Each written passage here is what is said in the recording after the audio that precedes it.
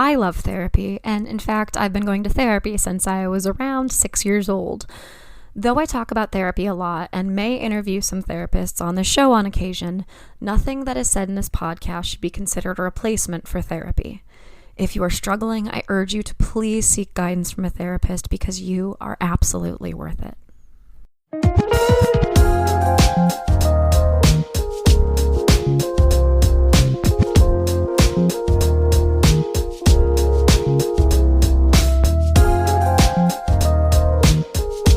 Everyone, you are listening to Wine, Dine, and 69, a podcast about dating, relationships, sex, and self-love.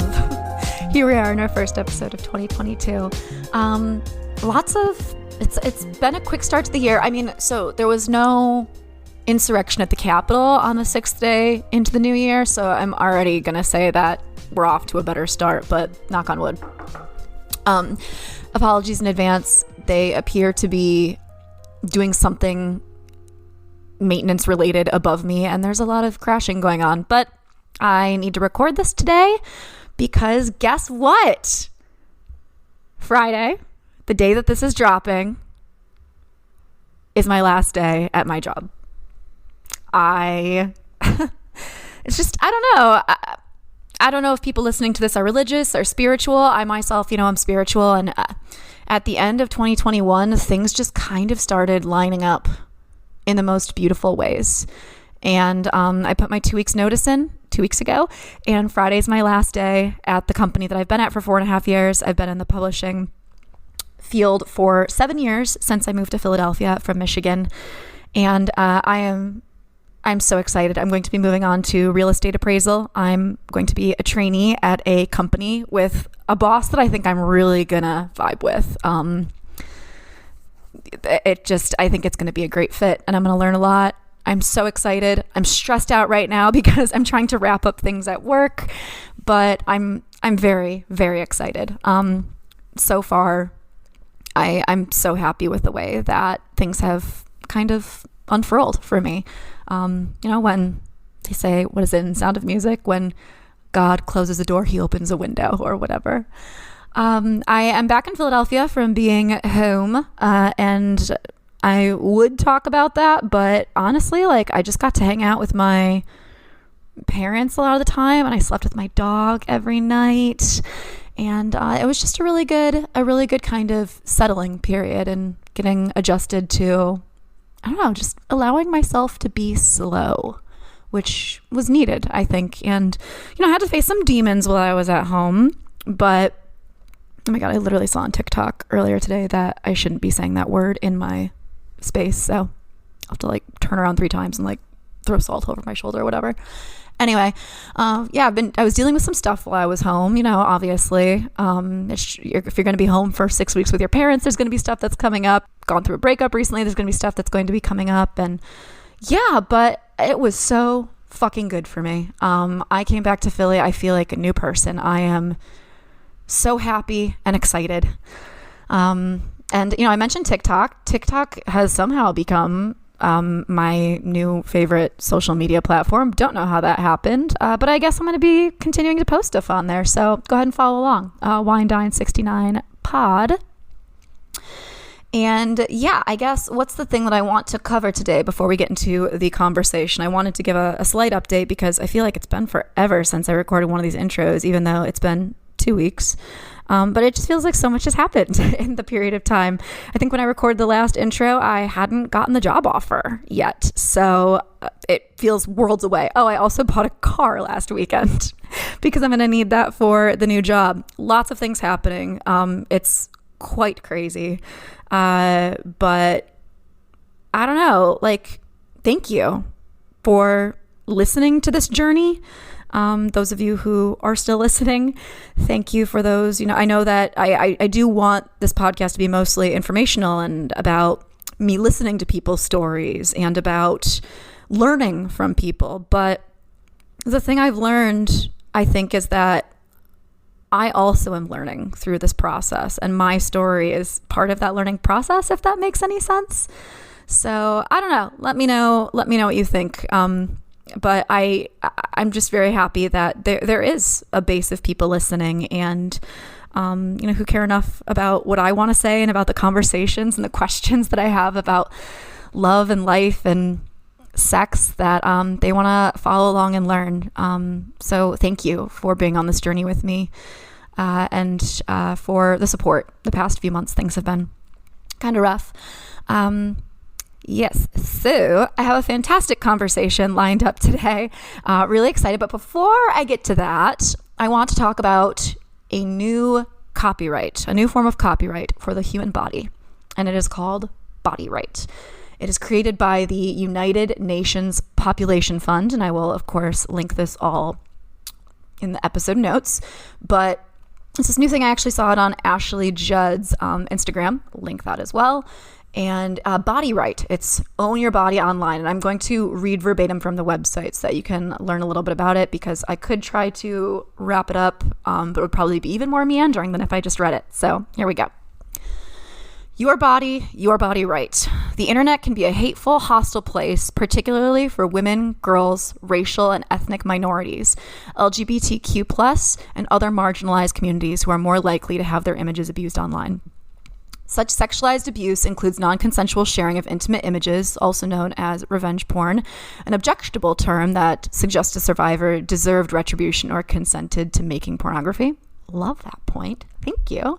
Deepfakes, manipulation of imagery using machine learning and AI, and upskirting, taking non-consensual images up a skirt or a dress. People are disgusting. What is wrong with the people that are doing this? Do you just not view other people as human beings with feeling? Okay. All forms of digital violence, which is prevalent, repetitive, perpetual, and pervasive. Love that alliteration. The consequences of these violations of a person's privacy, dignity, autonomy, and rights are devastating. Even when such violence is perpetrated in the virtual world, the fear, anxiety, loss of self-esteem, and sense of powerlessness are very real and endearing. Online misogyny and violence is a widespread human rights violation, yet tech companies and policymakers place greater value and protections on copyright than on the rights of human beings online. Those who infringe copyright face legal penalties and swift removal of content by digital platforms, while survivors of online violence face barriers and have very few legal rights. This is why UNFPA is launching Body Right, a brand new copyright for the human body. It demands that images of our bodies are given the same respect and protection online as copyright is given to music, film, and even corporate logos. And let's read some of these statistics here. They're pretty awful. 85% of women globally have experienced or witnessed digital violence against other women. 57% of women have had their videos or images abused online or misused. 96% of online deepfake videos are pornography, all of women. So this is something that, I don't know, I think is really fucking cool. There's going to be a B symbol, which is the heart of body right, and you put it on the skin of the images, which basically says, this is my body, this is my autonomy, this is my right, I own the copyright of here.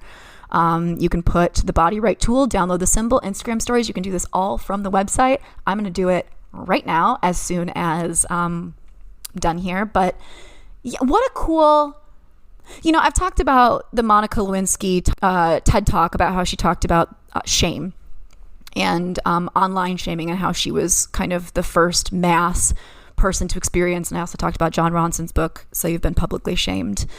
And I feel pretty intensely about this, about online bullying, about just people can be really cruel online. And I think that being able to protect yourself in this way is, if it's all you can do, it's all you can do. The fact of the matter is law enforcement hasn't really caught up with the digital age, unfortunately. So I love that this is an option. Go to unfpa.org/bodywright. It'll all be on the episode notes to check it out. Read more about it. Let me know what you think. Download the symbol. Look at the tools. There's that maintenance upstairs. And let me know what you think, because I think this is pretty fucking cool. And thanks to Ashley Judd's Instagram for introducing it to me. I'm really excited about this new option for us on the internet, because I've seen it. I've seen it firsthand. People can be really awful when I always struggle with the word anonymity. Oh, got it. People can be really cruel when anonymity is involved. It's just there's a lack of understanding that it's a person. So check it out. Look at the website, share it, and let me know what you think. And I'm really excited. We're going to get into my conversation today with Sarah Rose Bright. We're going to be talking about women's sexual empowerment, which I suppose it kind of plays into what I was just talking about a little bit. So that wasn't intentional for me to talk about both of those things in this episode, but here we are. And it feels right that we're finishing off 2021 with my episode with Layla, the Curious Girl Diaries, and we're starting this year off with Sarah Rose Bright talking about women's sexual empowerment, sex, self-love, confidence. Super excited. And everything that I've just talked about will be in the episode notes. Thank you, everybody, for listening. Thank you for your support. I hope your 2022 is off to an absolutely fantastic start, or as good as it can be in the midst of this pandemic that still is continuing and raging on. Yes, I know that my mood is a little bit weird right now. I think it's because I've been cooped up working for like 12 hours a day to try to get all this stuff in good shape. So I'm just, I don't know, high in spirits when I finally get to log off, but that will be short-lived. Anyway, take care, everybody. Feel free to write, wine, dine at allportsopen.com. Follow us on Instagram, Please Me, Facebook, TikTok. I'll be posting another video next week. So thanks again, everyone. And please enjoy my conversation with Sarah Rose Bright.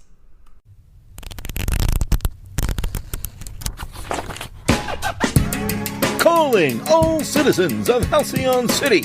The newest generation of heroes are now painting the pages of Delinquent Comics, an actual play podcast in the game world of Masks, a new generation.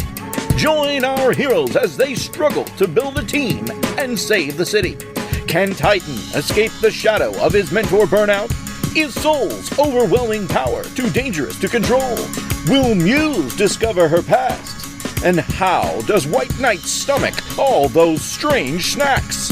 Listen to Delinquent Comics to find out at allportsopen.com, Spotify, iTunes, or wherever podcasts are found.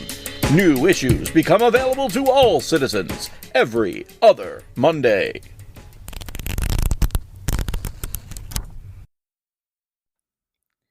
Hi, everybody. Welcome back. I am here today with my guest, Sarah. Sarah, how are you doing today? I'm good, thank you. Thank you for having me here. Yeah, thanks for coming on. I just realized that this is the first time that I've opened my mouth this morning, so my voice is a little raspy. But I'm super excited to have you on today. You're a sex, pleasure, and intimacy coach, so really excited to just kind of dive in. So do you want to just kind of start by telling me a little bit about yourself and how you were kind of called to this work? Okay, so I would say more this work found me than I was called to this work. And I found myself in this field really through my own sexual experiences, and they weren't pleasurable. I was terrified of sex and intimacy, didn't like my body, thought my genitals were deformed, didn't like myself at all, and didn't know what I wanted in bed, a whole raft of different things. And I really just didn't know why. I just thought I was the only person in the world experiencing it. I thought there was something wrong with me. And this just grew and grew and grew until before my 30th birthday was coming up. And that was a sort of, you need to do something about this. It's a reckoning. It's always, of those big birthdays can always be reckonings. And it was at that point that I knew I didn't want a doctor because I didn't feel like there was anything sort of wrong with me in that way. Sure. A therapist didn't feel like the right approach. And this was 15 years ago, so there just wasn't the options that there are available nowadays. And so I found a women's workshop, and it just was mind-blowing and life-changing. And then just set me on this journey of self-discovery and realizing that I was okay, that I wasn't alone, that there was a whole heap of stuff that I didn't know about. And it's been an incredible journey. And I've just seen more and more the transformation in other people. And people started seeing the transformation in me and asking me what was happening for me, what's changed, and then just sort of people just started asking me for work and sessions, and it's just grown from there. And now Oh, wow. I've had a 10-year full-time practice. So That is so cool. yeah, and it's just my total joy and pleasure to do this work, because I know how crippling it can be when you have problems in this area. And so I really love mainly work with women, though I do work with some couples and some men who resonate with my approach. And really it's sort of three areas that I work with them in the main, is helping them to discover what's pleasurable for them, because many don't know, or know some, but there's always more to learn no matter how much you know. To help them build their sexual confidence and what that looks like to them, so they can have, enjoy sex, because many women I work with don't, and also about creating healthy, intimate relationships. And so they're the sort of real areas that I focus on. That's awesome. Yeah, what happened in that when you found that workshop? What kind of things did they have you do that inspired you and kind of started creating change in your life? Well, this was quite a deep dive workshop, because it was a women's tantra workshop. And so on the first night, we had our clothes off and we're sharing what's happening with our bodies and what we think about our bodies. And the second night, we're all looking at each other's vulvas and vaginas. And so it wasn't what I expected when I went. However, it was done in a very beautiful, honoring way. It was done with the way that we're all women here. Why do we feel such shame and secrecy and everything about these parts of our bodies? And to just actually just look at women's vulvas in a way, because I'd never seen anything other than what I'd seen in little moments on porn. Sure. And so I just had no idea that our vulvas were as different as our faces, and that they come in all different shapes and sizes. So to look at all of this, it was just I just left there with like my mind blown. It was a phenomenal experience, and it's not for everybody. And for many people that would be too much to go to that deep that quickly. That for sure. And a lot's changed in the way that that's delivered. In many places these days, and rightly so, we're much more trauma informed than 15 years ago. But for me, it was life-changing at the time. That's so cool. I feel like, that would be something that I would, in theory, I'm like, yeah, that sounds awesome. And then I feel like once I got there, I'd be like, oh, holy shit, like what did I get myself into? But I love the approach. And it's just, vulvas do look so different. And it breaks my heart that there are like 14, 15-year-olds who want to get like labiaplasty because they're afraid that they don't look the way that they should. And I think that porn has not been particularly helpful in that regard either. Hugely. And because in porn, they choose very specific types of vulvas that often are very petite, neat and symmetrical. And I was also told by somebody that the reason that they choose that is because then if they're with male partners, they look bigger against the smaller vulvas, which makes total sense from a sort of performance and, penis-centric society. Exactly. And so, and we're all so different down there, and we're all just different shapes and sizes, and we can be bigger, smaller, and it's all just equally wonderful and equally beautiful. But so many women measure themselves against that tiny little narrow slice of what they see. And that was one of the things that was a big awakening for me just before my 30th birthday, was looking at the labiaplasty ads and wondering if that was my solution. Wow. So yeah, and one of my passions when I love to work with women is around that, because I feel like I and many of my colleagues have saved many women from the surgeon's knife over the years, because often they're going towards the labiaplasty because they don't have the education and knowledge about what's natural and what's healthy. And that's a significant reason. And most of the time, like, I don't know if I've ever had a partner who cared about what I looked like. I think most of the time they're just happy to be there. Absolutely. Most people, when they're in their pleasure, they love the bodies, and I've worked with men over the years who've gone, why are women shaving? I love women in their natural wildness and pubic hair and all of these things, and so, however, I have worked with a number of women, me included, as my part of my own journey, where I had fun made out of my vulva by a partner. and derogatory comments made. Mm-hmm. And, you know, ultimately they come from ignorance. Yes. And so, but it's still, that can have a massive detrimental effect then on a woman's ability to open up, or any human, regardless of your genitals. You know, I've worked with plenty of male bodies who've had comments made about size and all sorts of different things. And any of these comments will greatly affect you going into your next intimate encounter. However, there's much that you can do to undo those imprints from those stories and bring yourself back to sort of love of this part of your body, for sure.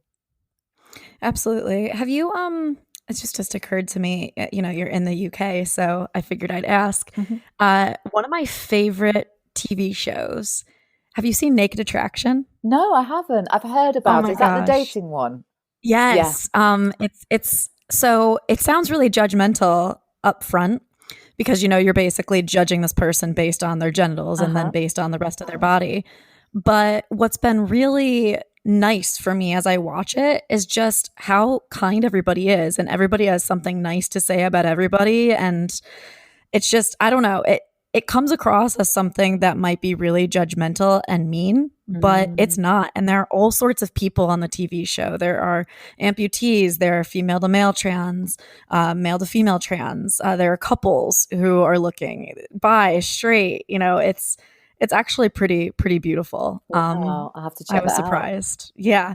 Anyway, just like a little aside, but anyway, so you work with clients. What are, I'm sure we already touched on some of them as we kind of went through that, but what are some of the most common concerns that people come to you with, wanting help with? I would say it really falls under the umbrella of sexual confidence. So Sure. their sexual confidence, either they've never had that, or it's been eroded due to a relationship or experiences that they've had. And that can look like not enjoying sex and not knowing why, and wondering if there's something up with themselves because they're not enjoying it. It can be, I don't know what I want in sexual encounters. I don't know how to communicate what I want, even if I did know. And so that sort of sexual confidence is a big piece. And then the other area that I work a lot with is perceived low desire.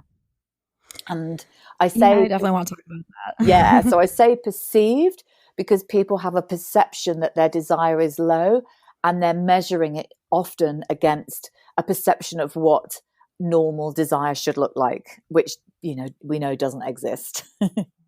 Right. Yeah. What does that look like? Somebody who has low or has perceived low sex drive, or feels like they are never turned on, you know, that their partner might want it more than they do. What does that look like? Well, there's different things there. So if, for example, if it's a couple coming with a partner wanting it more than the other, then there's lots to explore there. And it's about normalizing it, because there's always pretty much going to be one partner that wants it more than another. That's just life. But it's the meaning that we make around it that is the issue. And so often when partners even just hear that, okay, there's going to be more than one wants it more than the other, that in itself can just be like, oh yeah, a relief to hear that said like that. And then looking at the meaning that they're making, what sex means to them. There's lots to explore there for couples or anyone in any form of relationship. And then in terms of sort of low or no desire, then really exploring what's happening there, because there's different types of desire. I think one of the biggest myths that we have around sex is that our desire should always just be there and naturally just be there every single day, turn it on like a tap. And so really unpicking some of the myths around that, and then exploring, you know, and also so many people I work with low desire, for example, they're just really bored with the sex that they're doing, and they've just turned off from it. Or, for example, there can be such a whole host of different reasons, but one of the really common reasons that I work with a lot is I'm working a lot with people who are just tired and stressed, and they're wondering why they are not having any desire for any intimacy. And often people don't make the link with what's happening in the rest of their lives to their sex life. Again, they just think this spontaneous desire should just exist all the time.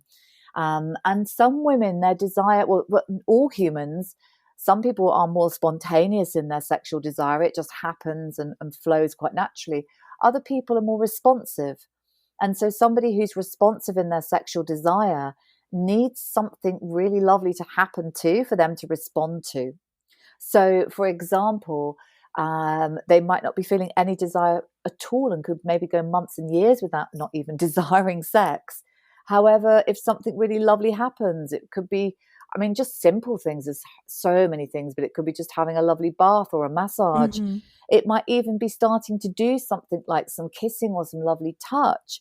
And then as you get into the flow, the desire activates in the act rather than waiting for the desire to be there before you get started.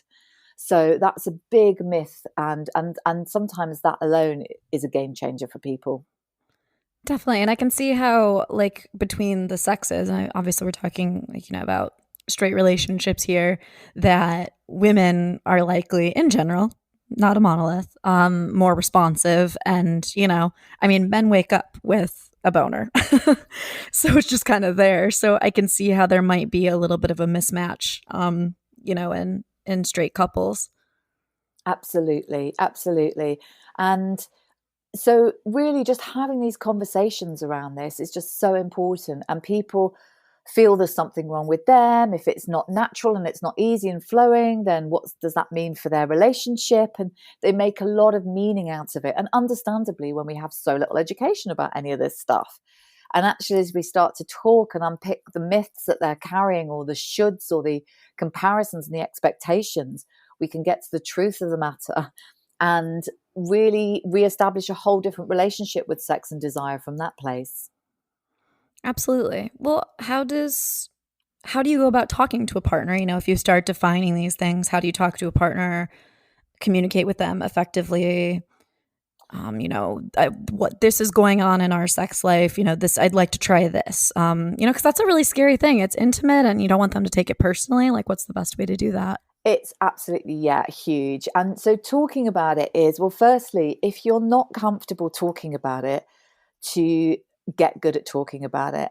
Mm-hmm. And, that might be too risky in your intimate relationship or feel too much. So it might be, is there a friend that you can talk to about it, or a professional that you can talk to about it? So, because one of the measures of long-term sexual fulfillment is the ability to be able to talk about sex. And I once worked with a couple who they'd been together 40 years and had never spoken about it. And oh my gosh. they were getting to the end of their relationship and realized this was a significant part of it. And so, that's a really extreme example. However, talking about it, when I'm working with people in relationship around this, it's really great to create some space to talk about it. So one of the things I always suggest is, when you bring up the conversation, is ask, is now a good time, or can we arrange some time to talk about it? Because often people can be nervous and they're just like, I need to talk about this. And it's at totally the wrong time. The other person's not present or in the middle of something, and then it just doesn't go well. So creating time to sit and listen and talk to each other is really, really important. And how can you frame it in a positive? So, for example, it might be that you're not enjoying the sex that you're having. And sometimes it's about braving and saying that. But it may be around saying, I really love all these things in our relationship. And this part I feel we could get better at, or this part I'd love to deepen our connection with. Can we explore what that looks like? And how is our sexual experience for you? What's working well? What would you like to change? So if you position the questions, those more open questions, in the positive vein, that can open up a very different conversation than there's something wrong here. And sometimes people do need support to have those conversations. And it takes time, sex, being together as a couple or in any form of relationship, it's a team sport, and it takes time to get to know the language that works for each other. It takes time to cultivate a communication style that you can trust in and not feel triggered by all the time.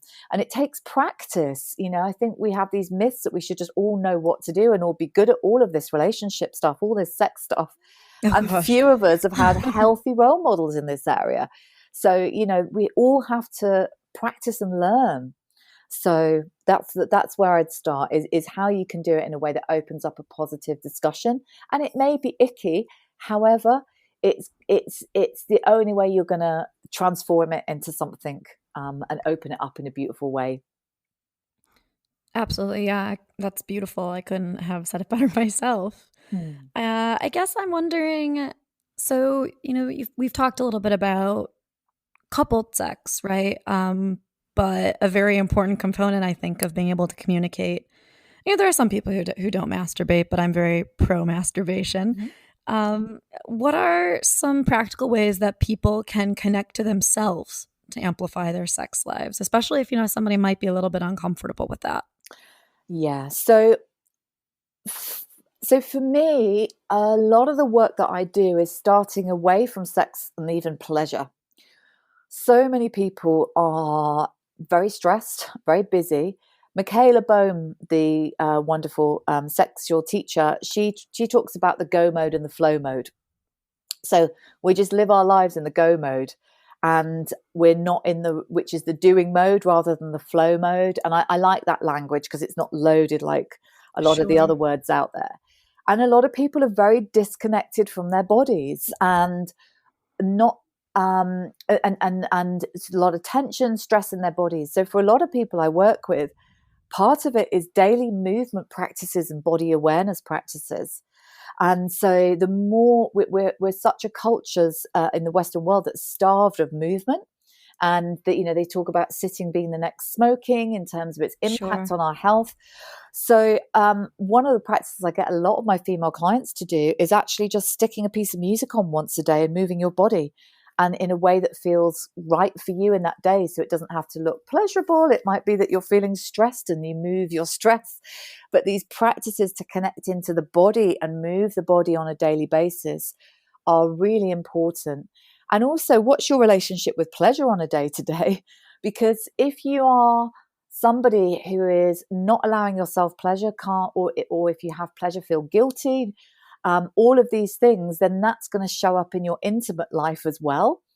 And so it might be practices of just noticing what feels good in this moment and allowing yourself to enjoy that, or allowing yourself 5 minutes to sit down with the sun on your face, or 5 minutes to give yourself a little massage, or 5 minutes longer in the shower to really give yourself a lovely sensual massage, for example. So all of those little exercises are super, super important. And I mean, I do them all the time myself because I don't know how I'd be without them. They keep connecting me back into my body, keep connecting me back into what feels good or where I've got tension and all these things. So they're great. And then I love to help people create pleasure practices. So for example, because for some people, they might not have time for a full sort of self-pleasure session, for example. And so it might be things like breast massage is one of my favorite practices. And it's a beautiful practice for self-love. It's a beautiful practice for connecting to your sensuality, or it might be some form of self-massage. And then really helping people to create time to get to know their bodies and really get to know their own pleasure maps and what feels good. So absolutely, creating time for pleasure practices, and that might be sexual, it might be sensual, it might feel comforting and healing, it might be all of those in one session.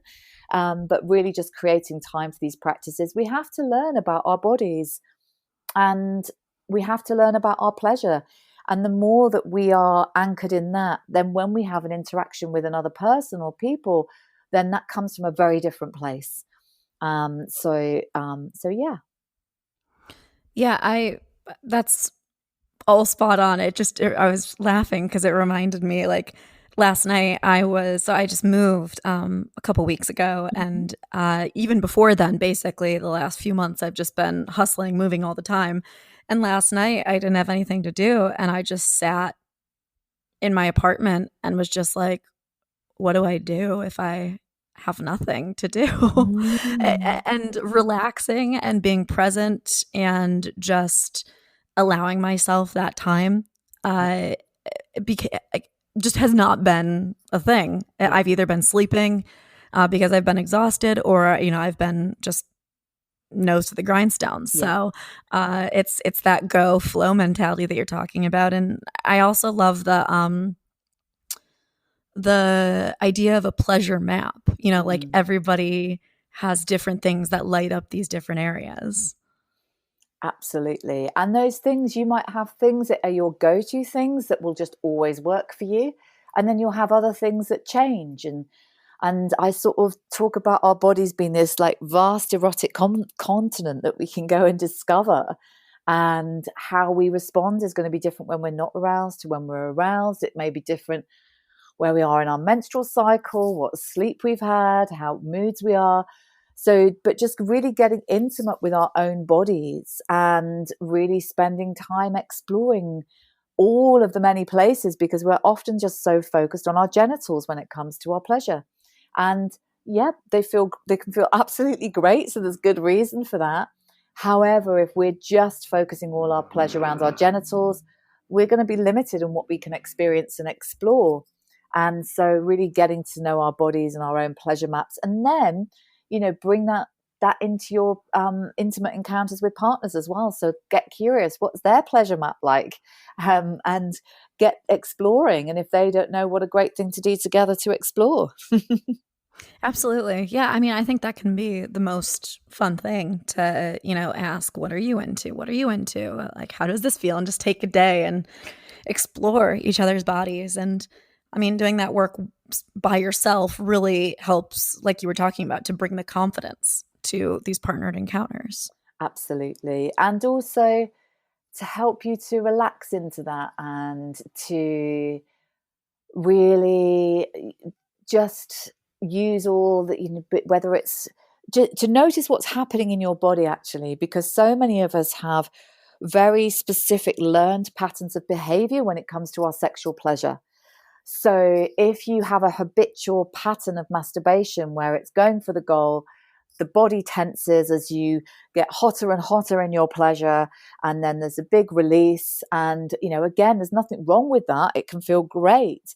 However, we often have this one way of getting there, and then it limits the experience that's possible. So, for example, a lot of the work that I do with clients is, how do we relax into our pleasure rather than always tense into it? Because when we tense into it and we stay tense, we limit the flow of pleasure in our bodies. And so everyone I work with has some form of tension holding pattern, whether that's in their bellies or in their jaw or in their thighs or their buttocks. And so when we are practicing our pleasure on our own, it's much easier to notice, oh, look, that's what I'm doing in my body. Right, let's explore relaxing. Oh, I'm tensing again. Let's relax.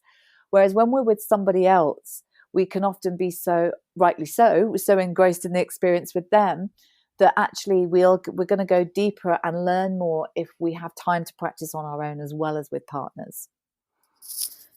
Definitely. Yeah. What would be some exercises that you would give people, to try to let go of that tension, asking for a friend, because I definitely deal with that.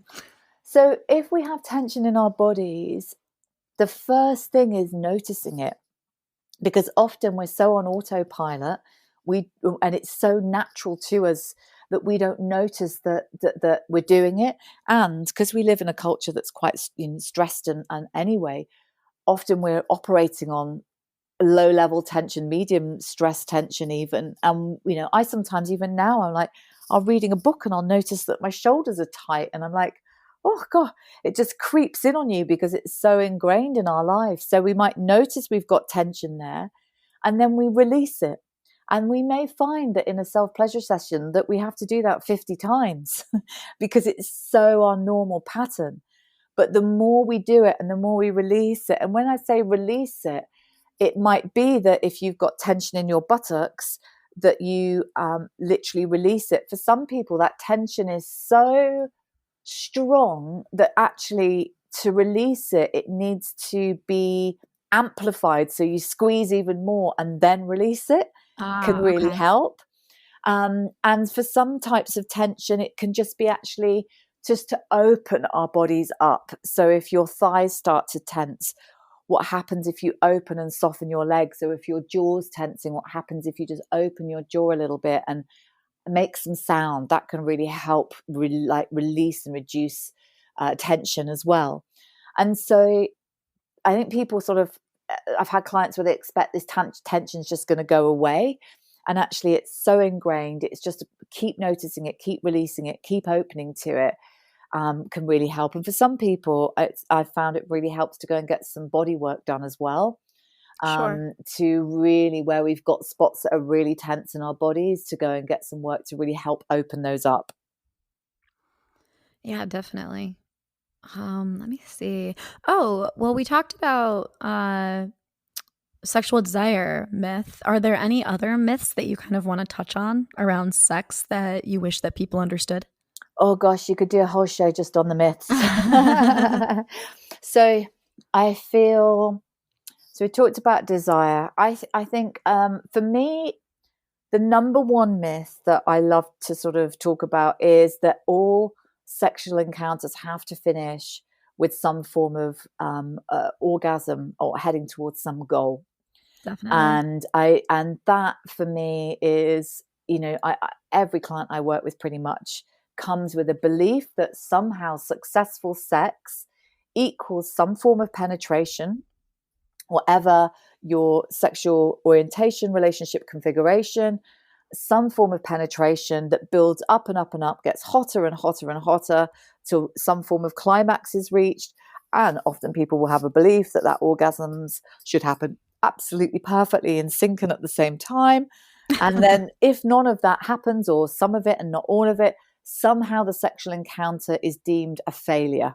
Even if it's subconscious, unconscious, it's really powerful, so drilled into us.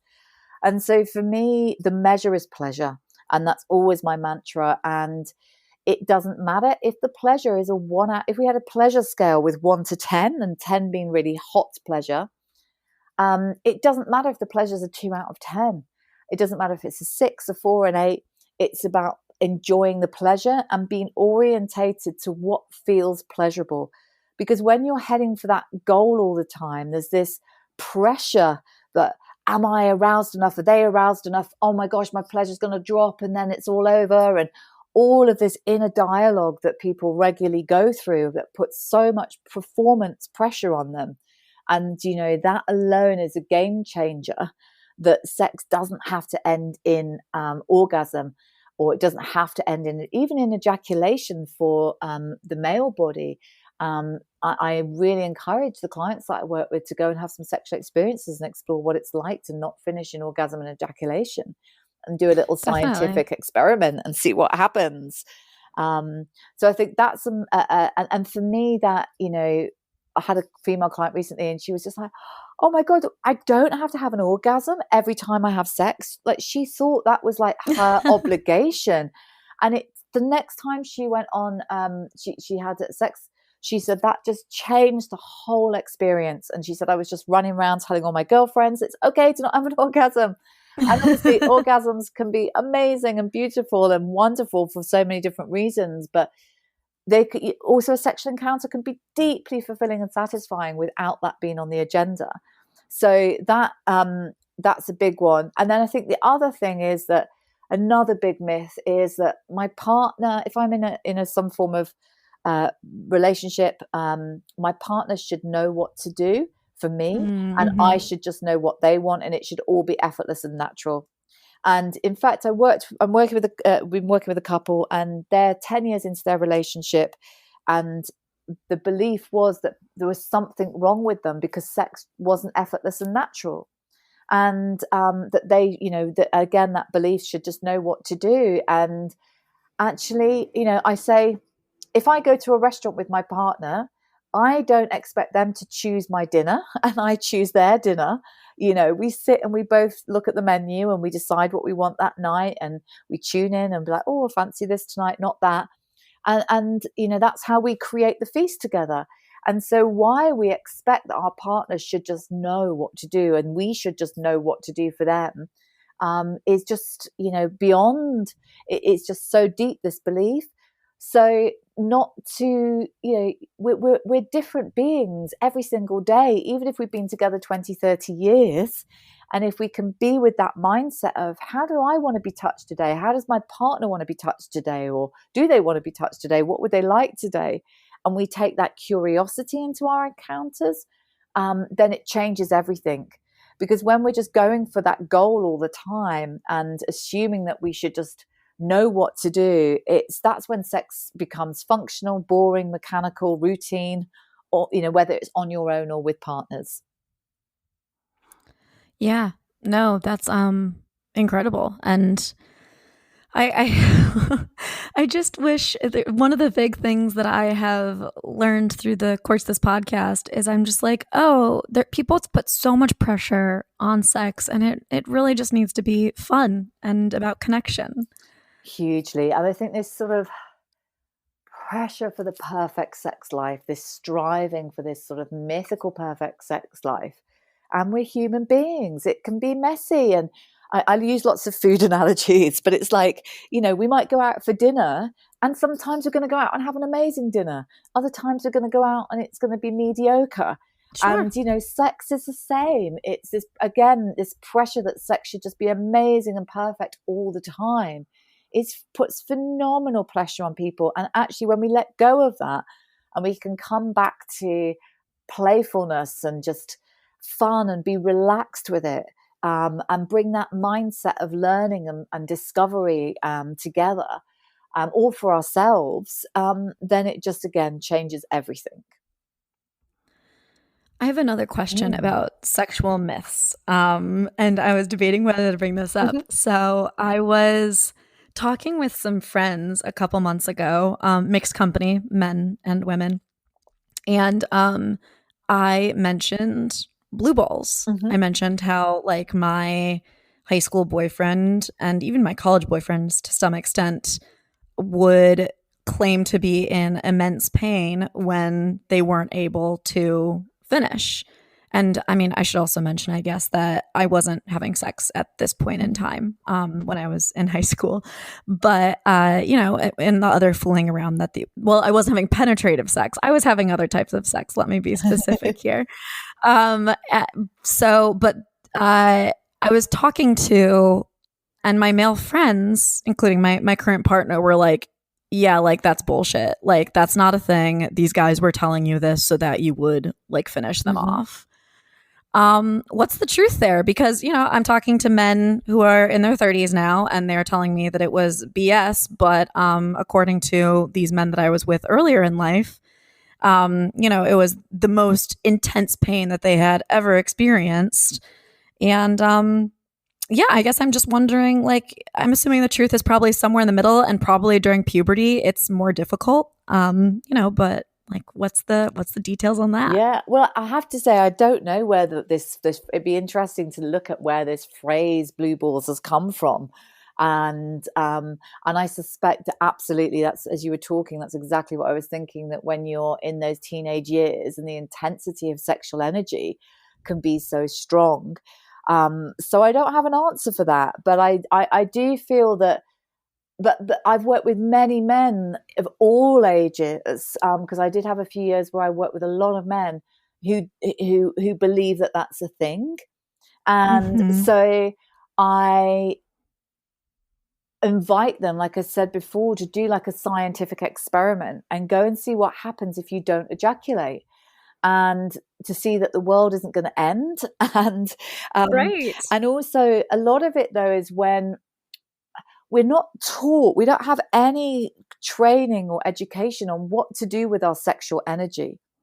And so this sexual energy can build up in the body, and then, this thing in our culture is this sort of, we only see sexual energy often through the lens of that sort of sexual urge. Definitely. And actually, it's our responsibility to learn what to do with that. It's not a responsibility it's not to put it out into the world. And how, when people do things like learning to relax in their pleasure, learning to breathe and circulate their energy to make sound, all of these things, then then that can change that impact of that sense of blue balls, because it's just, Sure. if it does exist as a thing, because you're sort of spreading the energy around the body rather than all being focused around the genitals, which is the limitations of our culture.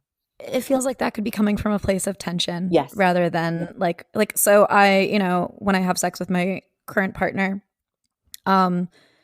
like sometimes we get tired, and the first few times that he didn't finish and would go off and get a drink of water and would come back, and I'd be like, so do you need help? Should I do this or that? What can I do? And he was like, no, I'm fine. I my mind was blown that and I was just like, oh, this is kind of nice that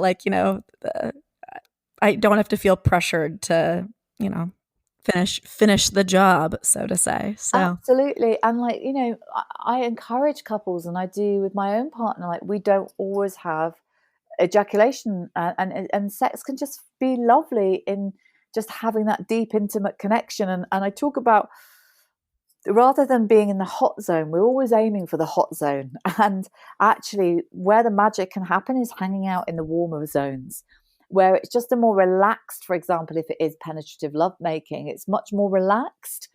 And the connection, there's no pressure. And so it can just be a feast of its own. It doesn't have to have this climax or end point.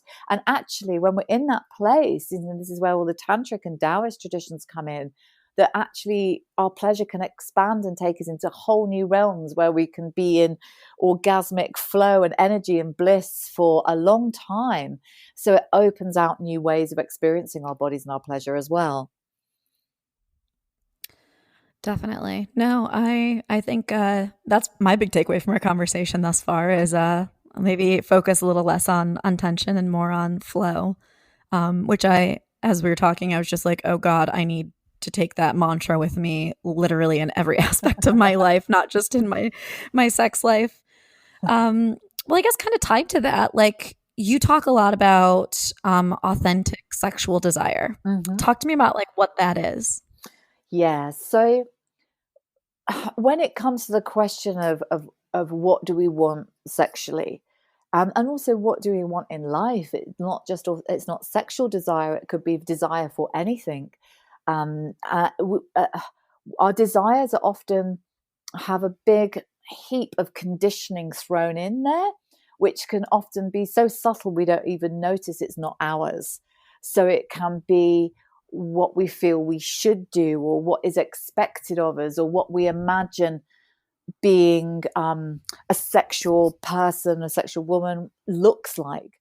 And so authentic desire is what really lights us up, what is absolutely true for you as an individual.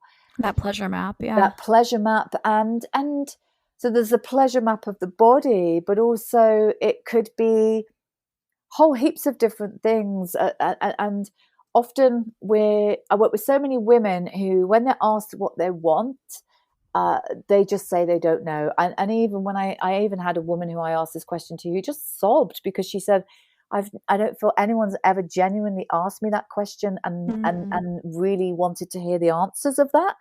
And so, that this question of what we want, often I'm giving home exercises and exploring it in sessions, is just what do you want in all of your life, not just in your sex life. Because often living lives that have just happened by default rather than by design. So really connecting with what's true, and that can be like a radio channel that's really out of sync and really hard to find the sort of proper channel. But with practice, it's like exercising a muscle, you can tune into that more and more and more. And so looking, and often there's clues. So for example, what have you truly enjoyed in your life when it comes to sex and intimacy? And I get clients to recall some of their favorite experiences.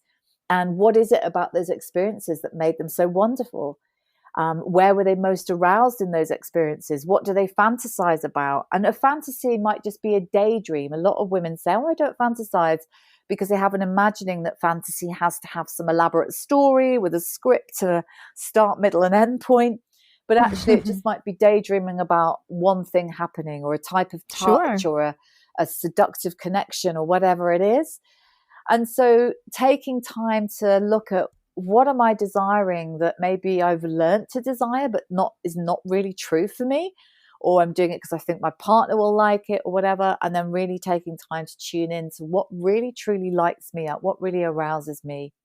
And that's a journey, and it's one that's ongoing, because that can change. We go through so many different stages in life. What we want before children might be different to what we want afterwards, or what we want in one relationship might be different to what we want in another. So it's something to keep asking, and keep checking in on every so often, so that we don't let those conditioned desires creep in. Definitely. No, absolutely.